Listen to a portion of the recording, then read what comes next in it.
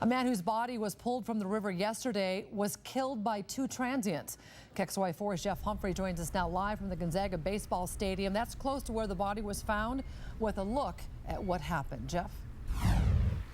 Well, Nadine, it looks like that the victim and killers have been living in a transient camp underneath this bridge for the past several days. When the suspects, though, learned that the victim had supposedly molested a child, they decided to attack him in his sleep, beating him in the head with a rock before throwing his body in the river. Divers recovered the victim in about 6 feet of water. This time of year, the river's running slow and clear, and the body was just slightly downstream from the crime scene. We got a call to the police department yesterday morning about 11:30 a.m. from some fishermen along the river that had located a body in the river.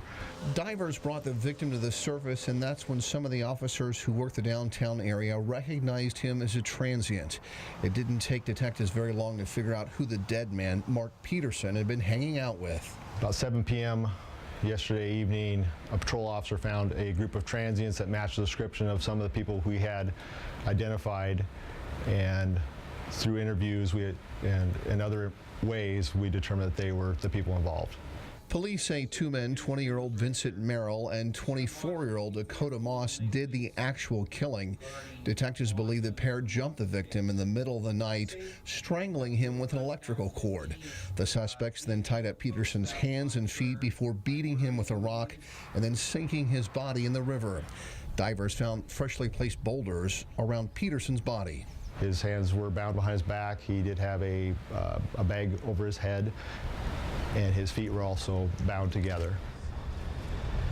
And so now this pair are charged with first-degree premeditated murder. Today, a Superior Court judge set their bond at $1 million apiece. And today, Nadine, we checked criminal histories across the state of Washington, and it does not appear that Mark Peterson was ever convicted of molesting any children. So, Jeff, while those two went to great lengths to conceal their involvement, we understand they bragged about the killing later?